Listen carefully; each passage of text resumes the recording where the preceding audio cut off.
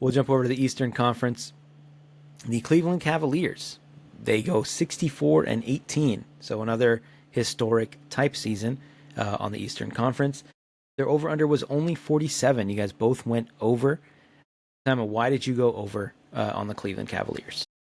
They just had so many injuries last year, and they still had a pretty good season. Now they had everybody healthy this year, so under that assumption, they would improve. They won 64 games. They had a great defense. Evan Mobley won Defensive Player of the Year. They had a new coach. Kenny Atkinson, coming from Golden State, just kind of reinvigorated the team. The offense looks really good. They blew everyone out of the water, and even exceeded expectations. Like, we picked the Celtics to win the East, and they went on this crazy 15-0 start to the season. They just, out of the gate, were hot. So they met every expectation we had about them. I think we considered, we're like, this team could be the 3 seed, they could be the 7 seed, but I think we were confident that they would be a dark horse. And yeah, amazing. Yeah, nothing dark horse about this team anymore. I mean, a few years ago, they were that dark horse trendy pick of like, hey, of the bottom 4 seeds in the East, who has the best chance to make it to the finals? And I think people picked them.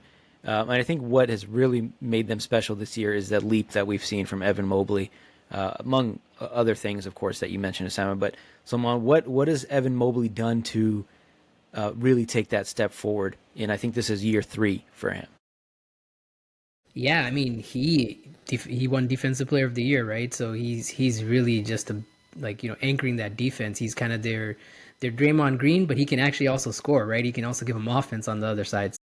I think Evan Mobley just kind of put it all together. He looked like he had the potential on defense. He's really stepped it up. He's an elite defender, and he's a scoring threat behind Darius Garland and Donovan Mitchell. So he's kind of really put it all together, and he's really taken that leap. And man, that Cavs roster, like, they don't need to do anything. They exceeded my expectations. I thought they were going to be like, just a couple of games over.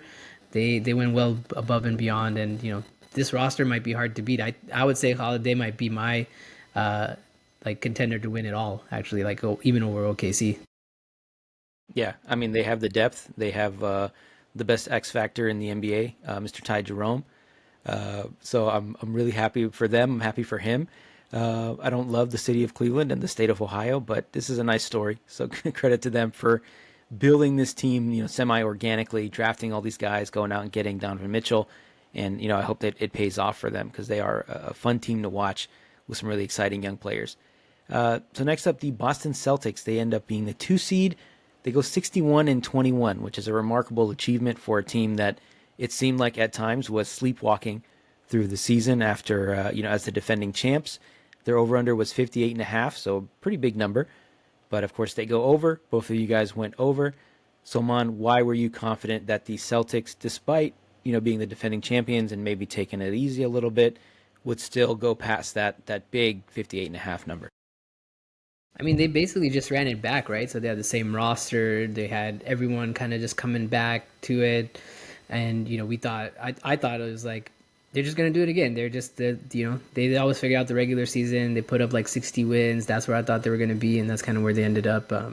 Nothing really changed for them, right? And they ran it back. So I didn't think there was going to be some major regression for them. Yeah, they did actually look like they were kind of, at some points in the season, they were just like, we're the defending champs. We can just cruise by. And they still cruise by to 60 wins somehow. So 61 wins, right? They can do it, man. Between Tatum and Brown, they can cruise. The other guys can cruise, and that's what happened. And they were still a good team. Yeah, they probably have the best starting 5 in the NBA. I don't think that's an exaggeration at all. And of course, they have a ton of depth. They have the 6th man of the year. Peyton Pritchard takes that leap. So yeah, just talent everywhere. Huge, deep roster, which I think again is the common theme with these top seeds is the depth and the youth, and they have a good combination of both. So between Cleveland and Boston, Osama, who are you leaning towards? I think you still have to pick Boston as long as they have Kristaps Porzingis. He's just the X factor. There were some games in the finals last year where if it was the first time you were showing me a basketball game, I'd be like, oh, that must be the best player ever because of how he was dominating in the finals. So I think as long as they have him and Drew Holiday, it's enough. I know that Cleveland beat them at Boston, and they had some really good games against each other. I do think just with the Tatum and Brown have just seen it all. at this point. They've been to the conference finals multiple times. They've been to the finals multiple times. And Tatum just had a great season, like a really underrated season. I know they had some late game collapses and stuff like that, but when it comes down to it, they just have so much talent. It's almost a no-brainer to see Boston OKC in the finals. Yeah, be a dynamite series. I mean, even the conference finals, if it's Boston Cleveland, that should be a dynamite series. Hopefully, we get 7 games of that because all their games this year were very competitive. So that should be a lot of fun. The 3 seed, New York Knicks, they end up going 51-31. Their over was 54.5. Both of you guys went over. Emma, why did you go over on the Knicks? And again, what quote unquote went wrong? Because they weren't too far off from there. But what do you think? It's one of the best starting fives in the league on paper. Like they have the wing depth with Bridges and Anunoby, Towns, an amazing offensive scorer, Brunson's a star. So it made sense on paper. I think that there were some struggles offensively, though, in terms of like execution, how to get these guys to fit in. And I think that was a concern before the season started. Like they kind of just put this team together right before the season started. So what was that going to look like? I think that that's still a bit of an issue. Tom Thibodeau's their coach. And I think that like my criticism of Tom Thibodeau is the offensive scheme is very limited. They go very ISO heavy a lot. And you see a guy like Bridges who, when he was the star in Brooklyn, like, wow, this guy could do it all. Mm-hmm. And they don't really use him like that. He's standing in the corner a lot. It's not really gelling. I think it needs a refresh in terms of offensive scheme. And Towns has his flaws where he's not being aggressive enough. So I think that they just need like a bit of a rejuvenation offensively. And they need some depth because Tom Thibodeau is playing them all 700 minutes a game. Yeah, I was gonna say I don't know if depth matters because he's not gonna play anybody else. He's gonna go 6-7 deep and that's about it. He'd probably just go 5 straight up for all 48 minutes if he could, if he had that choice. Sulman, are they too dependent on Jalen Brunson? Is that what is kind of capping their ceiling at this time? I think so. I think they're just kind of looking for Brunson to make magic happen, and you see regression from like Josh Hart in the postseason, and you see regression from Mikal Bridges in the postseason. 2 guys that they thought would maybe step it up offensively, and Mikal Bridges, for whatever reason, looks lost out there on offense. Like he looks like Tony Allen out there, honestly. Like teams are starting to give him the Tony Allen treatment. So I think it's going to be hard for the Knicks to even, they're kind of struggling here against the Pistons. Like every game's been kind of close, and the Pistons like length and is giving them some trouble. So I think they're too dependent on Jalen Brunson, and to Osama's point, they probably should have added more depth, but does it matter if Tom Thibodeau's only going 6-7? But I mean, if your 6th or 7th man is like Cameron Payne, I don't know if that's good, right? Like maybe you got to get the 6-7 guys a little bit better, right? Mitch Robinson, fine. But Cameron Payne as your 7th man off the bench, I don't know. Like, what's his name? Deuce Bridge. Like, what's that guy? Deuce McBride. Miles McBride. Deuce McBride, yeah. Deuce McBride. There you go. Deuce McBride. I was confusing him with the Spider-Man. But isn't his first name Miles? I thought his first name was Miles. Maybe I'm wrong. But yeah, they can't have these guys like be their main scorers off the bench and not get anything out of Mikal Bridges and Josh Hart and those guys. So it's tough, right? And I think Brunson can't carry that load, and Karl Anthony Towns is doing what he can, but between those 2 guys and no one else contributing, I think it's an uphill battle for the Knicks. They maybe even be out of this first round, right? Given how the Pistons are playing them. We'll see. I mean, they did go up 3-1. They did lose last night, so it's 3-2. But who knows what can happen? I mean, Jalen Brunson, he's rolled his ankle, I think, twice already this series. So who knows? If he goes down with another ankle roll, we could have another 3-1 comeback. But we'll see how that plays out. But I don't think they make any noise in the second round. I mean, I think they'd be lucky to win 2 games against either of these top seeds. So not seeing much. But I think it's just not a finished product, which I think is okay. I think they have that core that they wanted, and now next season they can build up. I know we joke about the depth, but throughout the regular season, you do need that depth to have a better record, even if Thibodeau's going to be playing guys 40, 45 minutes a game. So, next, the Indiana Pacers. They also went 50-32. Their over-under was 46.5. Both of you guys went over.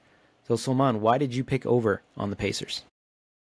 Yeah, I mean, I think they're pretty talented roster, right? Between Siakam and Turner and Haliburton, like those guys were enough for me to take the over. And their bench decent. They're getting minutes from like Nimberhart, right? He's tearing it up, right?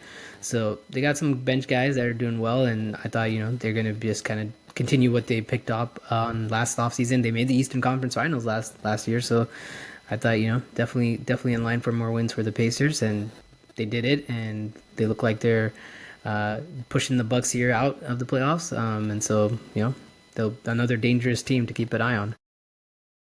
Yeah, I think last season was a bit fluky. It reminds me of that Atlanta Hawks run a couple years before, or a few years before. They run into the Knicks, who just every game someone else was getting knocked out of the series. But I mean, you still give them credit for making it to the finals. They didn't. I think they won one game against the Celtics last year, so not bad.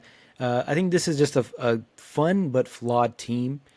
What do you think, Osama, of Tyrese Haliburton being considered the most overrated player in the NBA? How do you rate him as a player?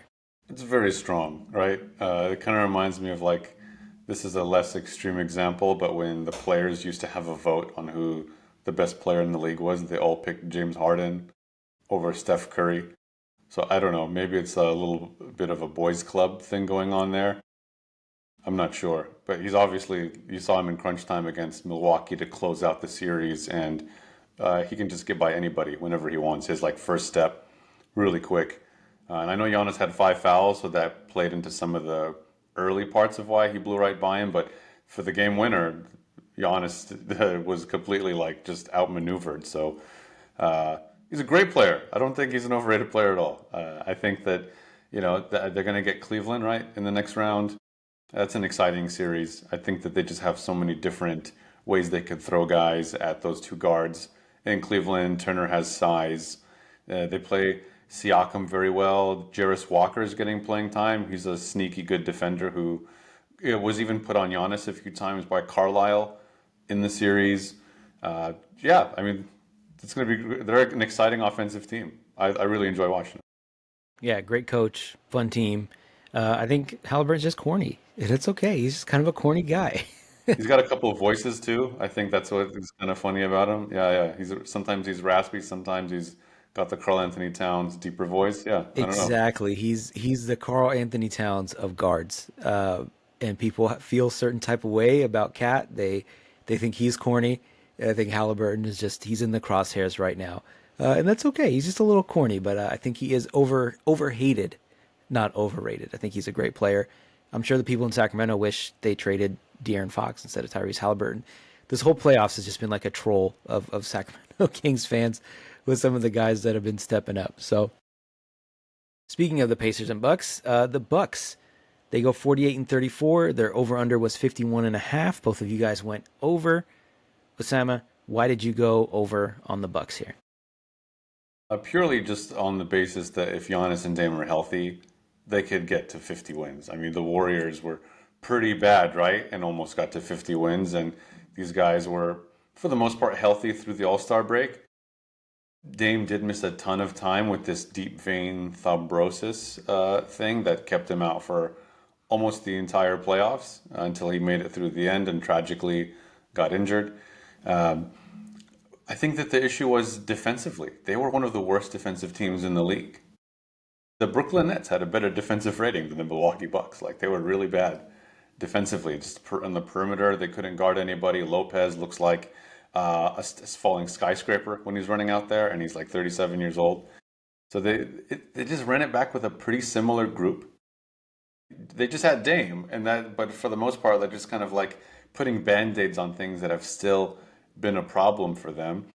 And they traded for Kyle Kuzma, which was one of the worst trades I've ever seen a franchise trying to appease to a superstar ever make. Doc Rivers couldn't even play him down the stretch in the last couple of playoff games because he's never done anything good in an NBA jersey that made it worth trading for him. So, yeah, I know you're going to ask Sulman next, but I think that's why we appropriately tried rating them just based off of the talent of those two guys.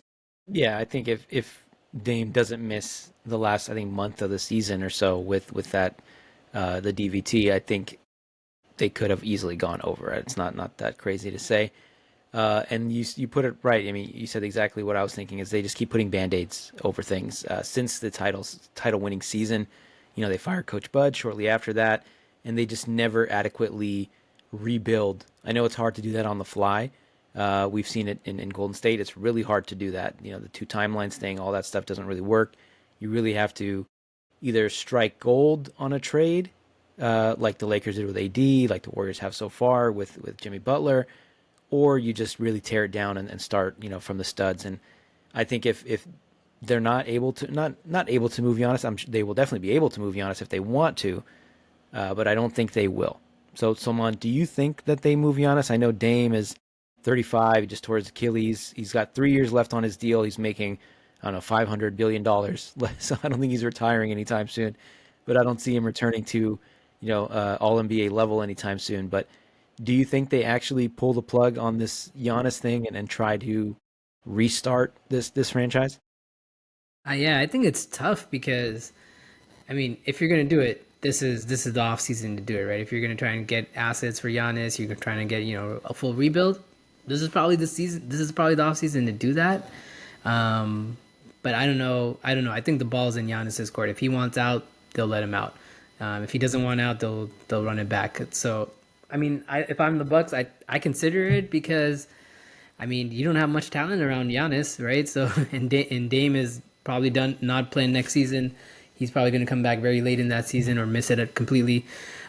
So I don't know. Like, what's your talent around Giannis? Like Kyle Kuzma? That yikes. Like, I mean, maybe you found someone in AJ Green, but like you have nothing around Giannis, and you're. I think they're up against the cap, so like they don't have enough cap space to sign guys or make trades like that. So I don't know what's the plan for the Bucks, right? Unless they start shedding some of the fat that they already have on the roster, and they've given up picks. They don't have picks, so the most logical path forward to me is go get your bag for Giannis. Go get your like 5 first-round picks. Get some young players, right? Some team's gonna give it to you.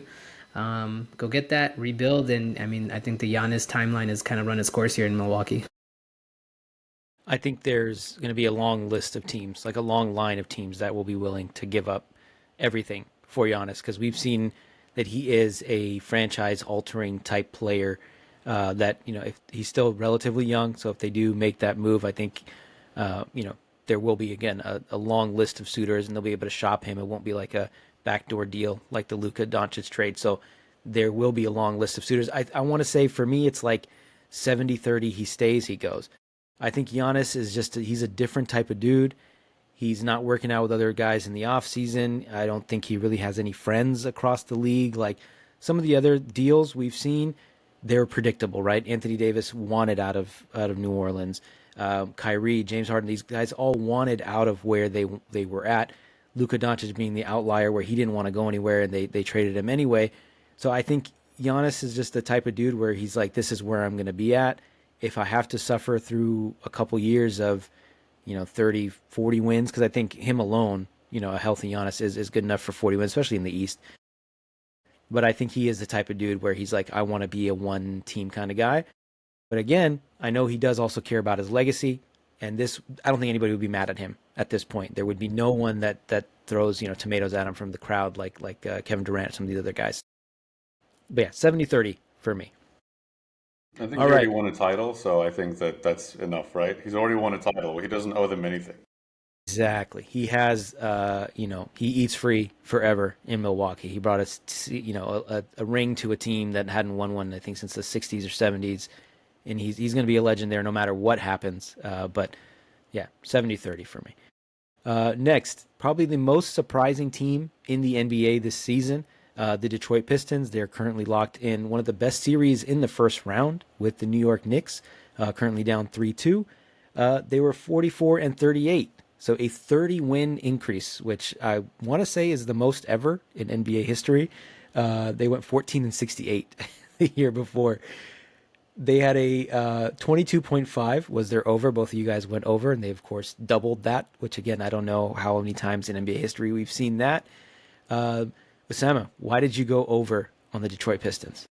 I mean, it couldn't be any worse than it was last year. I think that was the easy one.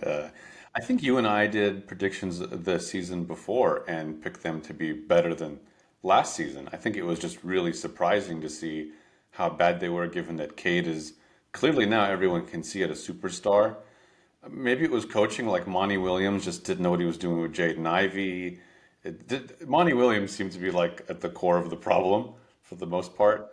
But yeah, congrats to him on $70 million for blowing up a good franchise, for nuking it. But I mean, yeah, Cade Cunningham, really just an incredible player. You could just see it, the grit, the competitiveness, the leadership, all of that, like on full display. Just a relentless team. Like Bickerstaff really getting the most out of this roster.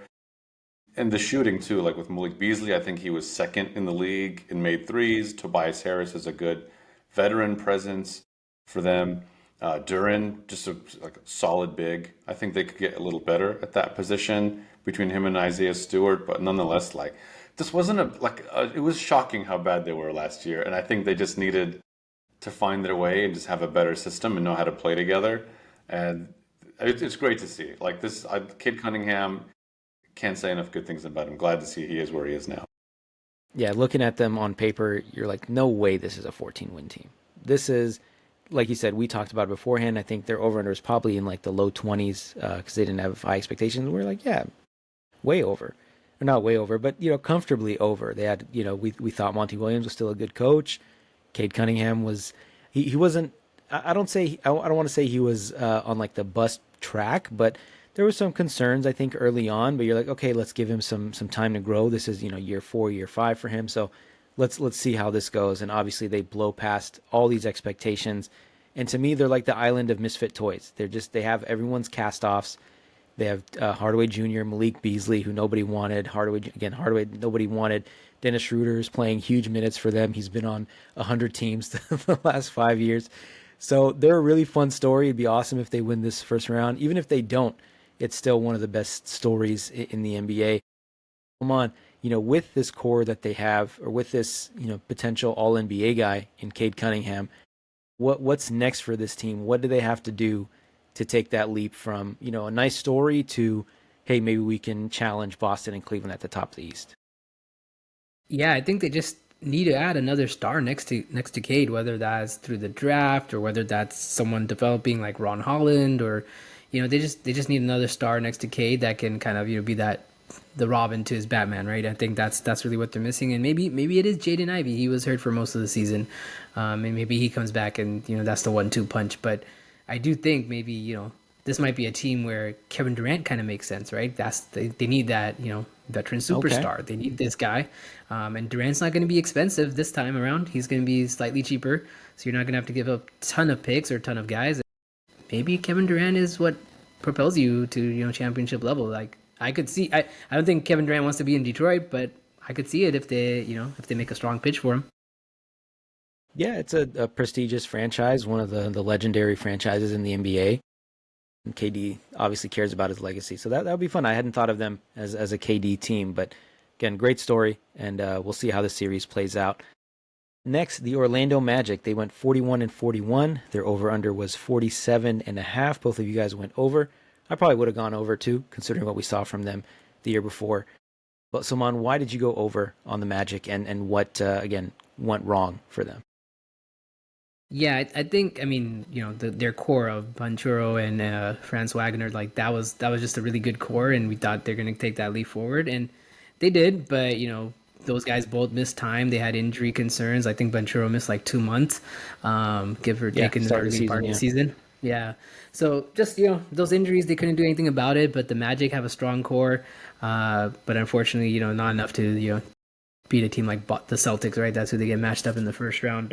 I think they just need to keep adding, and they got to figure out who's going to be kind of next to Franz Wagner and Banchero, and what's that going to look like? Because I do think they need maybe a veteran player that's going to elevate them a bit, and it doesn't necessarily have to be like a superstar level player. Just a veteran guy that can kind of come in and help them right the ship. I think that's it, and they'll be fine next season. Yeah, they gave Jalen Suggs a ton of money. He was on the right track. He was improving. He missed a ton of time as well. He had a season-ending injury sometime in the winter, so he would have been a big part of that team. And I think they tried to get that veteran piece. He's not a superstar, but a KCP, kind of that veteran leader, and he's been terrible for them. I'm not sure what happened. They don't have any shooting. So maybe this is a Devin Booker team. Perhaps we could see that happening. I mean, do you think that's enough to challenge the top teams in the East if they go out and get Devin Booker?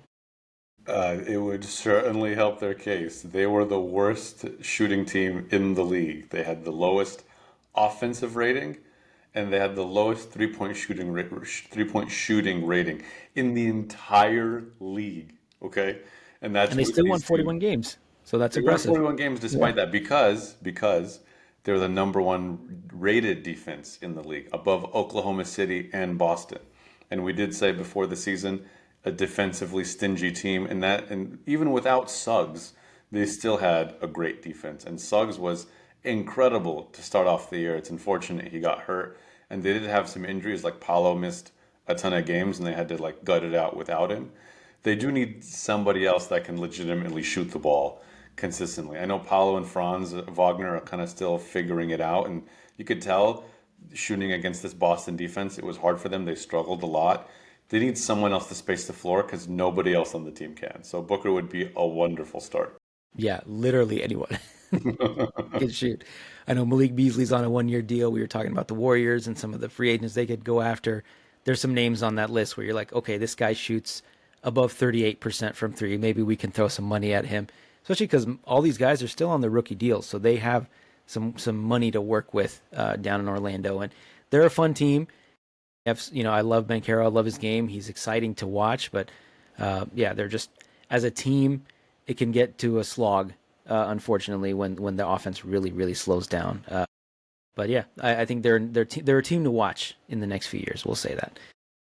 Last and kind of least as well, the Miami Heat are a surprising playoff team. They are 37-45. That's got to be the worst record ever for a playoff team in an 82 game season. Anyway, they're 44 and a half over. Their over under was 44 and a half. Both of you guys went over. Sulman, why did you go over? And I think we all know what went wrong with Miami, but what happened Yeah. here? We went over just based on the roster that they had. Jimmy Butler, Bam, that's a good team. They're gonna get wins. But Jimmy Butler just for whatever reason was like, no, I'm done in Miami. I want to play for this team. And that happened pretty early in the season where he was just like missing games. He wasn't showing up. He was quote unquote injured. A lot of drama with Jimmy Butler that just kind of tanked their season. And then once he got traded, they made a somewhat decent push into the playoffs, but they caught fire in the play-in games, and they took out the Hawks, who were supposed to be that 8 seed, but they took down a few teams and got themselves the 8 seed somehow. Not a great team. I don't think like you're gonna count on them to be come running back and be a play-in team again. I don't think so. I think they're heading towards the lottery, and they got to start consolidating some assets here. Yeah, their reward for winning the play-in was losing by 50 points and getting swept by the Cavaliers. So I don't know if it's worth it. But I mean, at some point, Osama, does this Heat culture thing have to take a step back to reality and be like, maybe we should not have won the play-in so we could get into the lottery? What do Yeah, you I think? mean, heat culture has a lot to do with having Jimmy Butler on your team. I think that's heat culture, right? To some degree, you can have teams that play hard. And look, you did see some of that culture. I think it's defensive identity and just execution. Like they were the 10 seed and made it into the playoffs through the play-in as a 10 seed. So coaching advantage wise, they have that, but they didn't get any better. I think there's a front office issue that they have because they had Butler, and this is like the third season in a row where they just didn't, they just kind of ran it back and added small pieces here and there. You have like a PJ Tucker on and off, Kyle Lowry, but nothing like that says, oh, the Heat are going for it. You know what I mean? And Jimmy Butler saw it and was like, no thanks.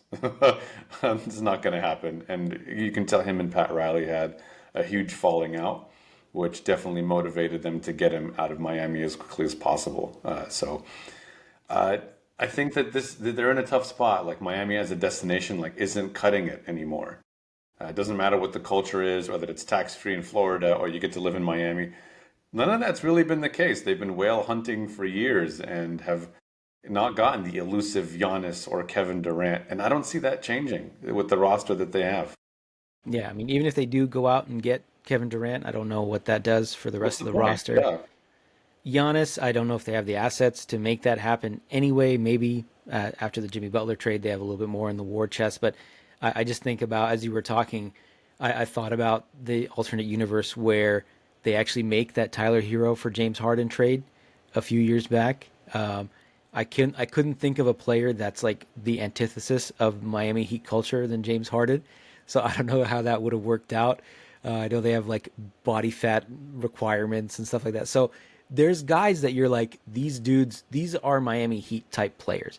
They're going to outwork you. They're going to outrun you. They're going to be more conditioned than you. And, maybe that matters when you're playing the Atlanta Hawks, but when you're playing like a real top caliber team, that the talent difference doesn't is too great for the other stuff to really make a difference. And I think maybe it's going to take Pat Riley stepping down or passing away like Al Davis for them to like really change how they do things and just be like, you know what, we're going to suck again for a few years.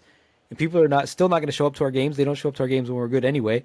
So let's just, suck for a few years and see what we can get in the lottery, or wait for another one of these superstars to get antsy about living in the cold north and wanting to move down to Miami. So that's it for the playoff teams. None of the other teams in the East are really all that interesting, except for me, the Philadelphia 76ers. I want to say coming into the season, people talked about them being the winners of the offseason. They go out and get Paul George. They have a pretty formidable roster when everyone's healthy, and of course, none of them ended up being healthy. Maxey misses time, Embiid misses a ton of time, Paul George misses a ton of time, and they end up being in the lottery. I think they have the second best odds now to get Cooper Flag. But what do you guys think? What is next for them? I mean, we talked about Giannis moving on, Durant moving on. Is Embiid leaving? Are they going to try to get anything they can for this guy that is, when healthy, again, with a big caveat, when healthy.